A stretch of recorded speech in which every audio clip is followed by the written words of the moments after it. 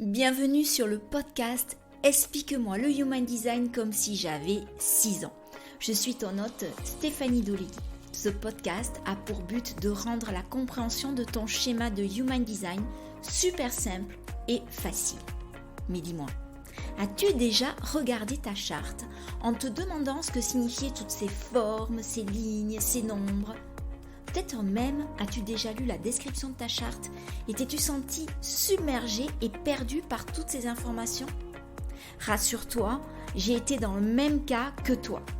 Et c'est pour ça qu'aujourd'hui, je me décide à t'accompagner de façon différente.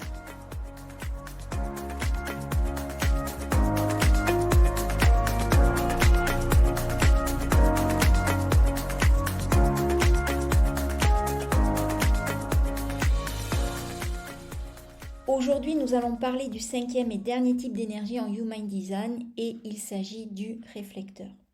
C'est un type énergétique rare puisqu'il représente seulement 1% de la population. Donc c'est le type énergétique le plus rare. Je n'ai pas eu l'occasion, je t'avoue, de faire de lecture en Human Design pour un réflecteur jusqu'ici, mais j'espère très vite remédier à ça. Et si toi-même tu es réflecteur, n'hésite pas à me contacter. Si tu ne sais pas encore à quel type énergétique tu appartiens, il est grand temps pour moi de te rappeler que tu peux télécharger gratuitement ta charte sur mon site stéphaniedoleguicoach.com ou dans les notes figurant sous l'épisode en fonction de ta plateforme d'écoute.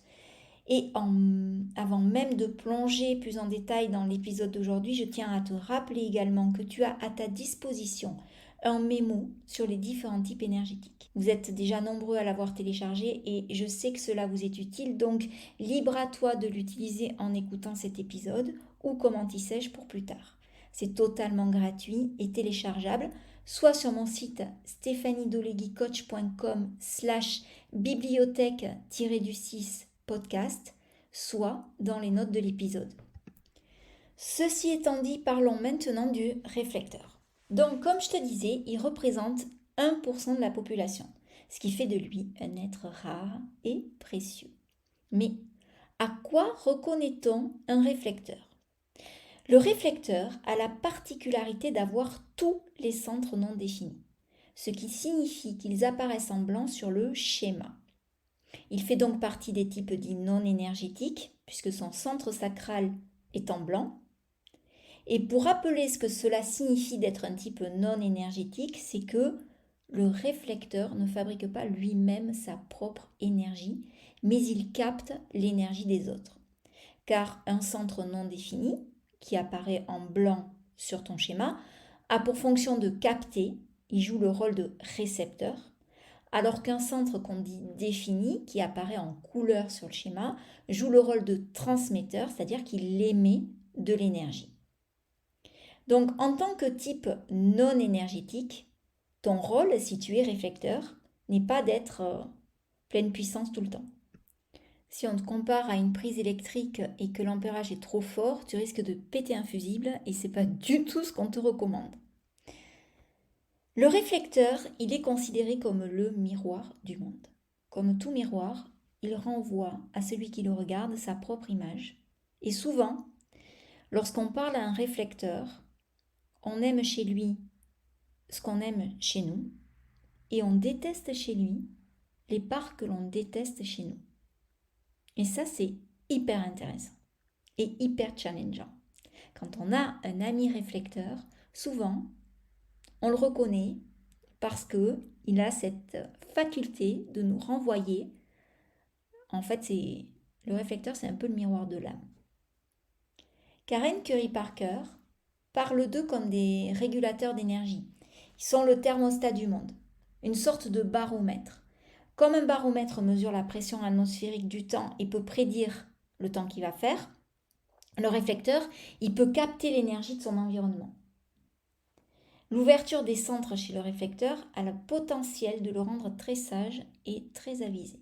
Il a la capacité de voir et de ressentir qui les gens sont vraiment.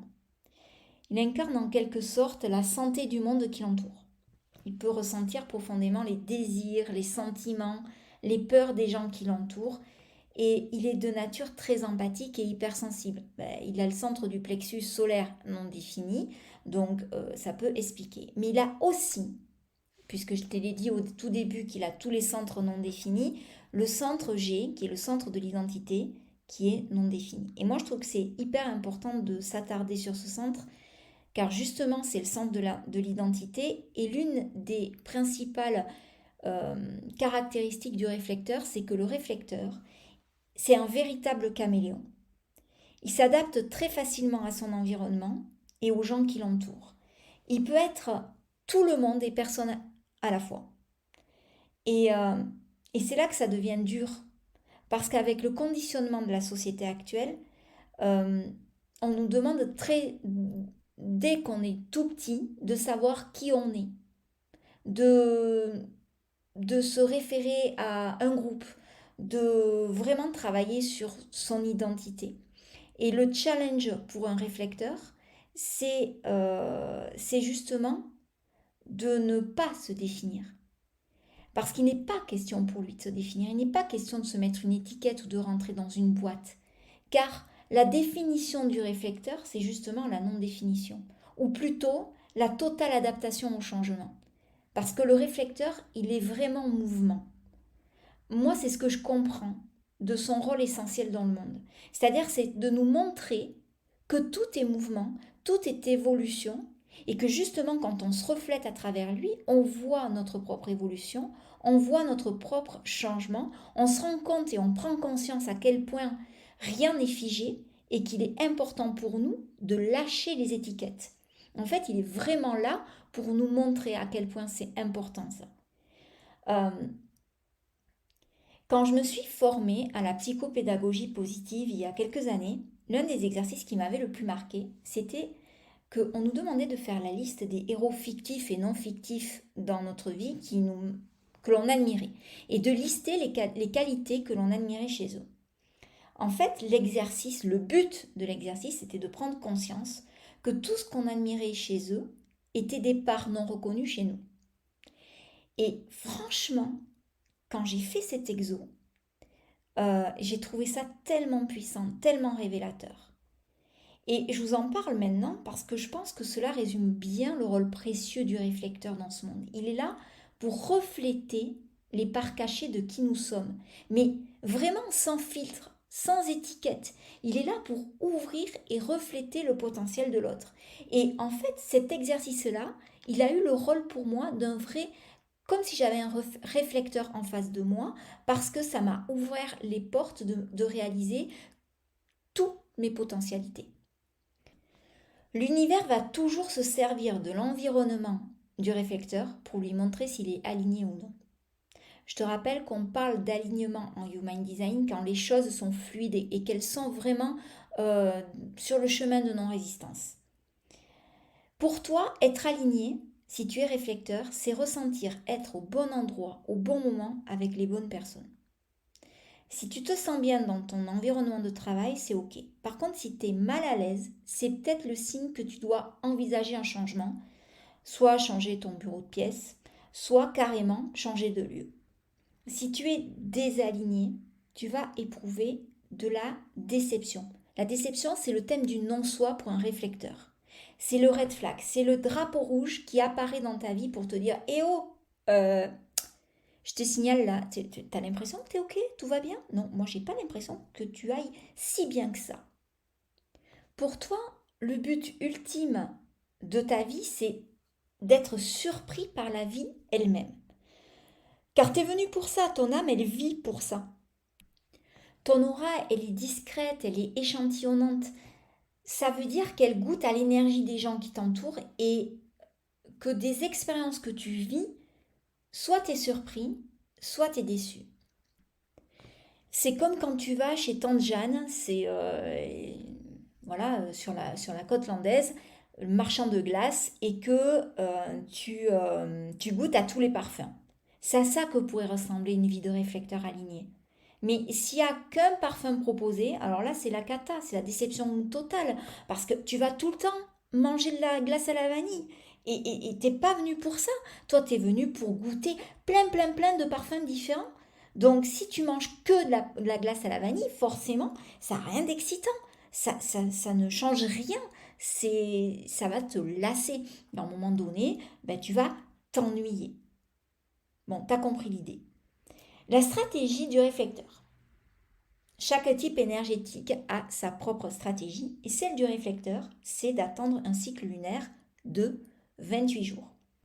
C'est intéressant d'en parler de la stratégie, même si j'ai décidé de consacrer l'épisode de la semaine prochaine, un épisode entier sur la stratégie des différents types. Donc j'y reviendrai. Mais le réflecteur, il a cela de particulier que c'est un être lunaire et qu'il est très influencé par la lune, alors que les autres types sont des êtres influencés par le soleil, par l'astre solaire. Donc le réflecteur, il est très influencé par la lune et par son cycle. Attendre 28 jours pour prendre une décision, c'est pas à prendre au pied de la lettre. Et ça ne concerne évidemment que les décisions essentielles dans la vie du réflecteur. Si tu invites un réflecteur à manger une pizza ou aller au ciné ou peu importe, aller faire les boutiques, il ne faudra pas 28 jours pour qu'il te donne une réponse. Et j'ose dire, tant mieux, et pour lui et pour toi. Mais pour les décisions importantes de sa vie comme déménager, changer d'emploi, se marier, euh, il a besoin de goûter les différentes énergies des transits, de ses portes activées. Il a besoin de temps, d'espace, puisqu'il est énergétiquement une personne différente chaque jour. Donc il a besoin de considérer les différents aspects d'une seule et même personne. Et souvent, il profite de ce cycle pour se servir des gens qui l'entourent comme caisse de résonance. Alors, pas forcément pour leur demander leur avis, mais c'est surtout parce que ça lui laisse le temps d'écouter, d'échantillonner ses propres réflexions et et de prendre sa décision en conséquence. Bien sûr, j'ai l'impression que cette ouverture de tous les centres peut être à la fois très challengeante pour un réflecteur, mais ça peut aussi être sa plus grande force. Je m'explique. Souvent, on associe, quand on veut expliquer de façon très très très simple comment fonctionne un centre ouvert, on dit qu'il reçoit, donc il capte l'énergie des autres, et donc il y a cette manière d'agir comme une sorte d'éponge. Alors forcément, le réflecteur, c'est tous les centres, hein. Donc tous les centres sont ouverts. Donc lui, c'est comme si c'était une page blanche, une éponge à lui tout seul.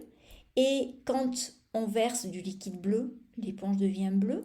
Quand on verse du liquide rouge, l'éponge devient rouge. Et en fait, ça explique bien le challenge pour un réflecteur de considérer que les sentiments qu'il capte ne sont pas véritablement ses sentiments, qui ne font que le traverser finalement. Et il doit prendre conscience de ça pour transformer le côté éponge de ses centres ouverts en côté téflon.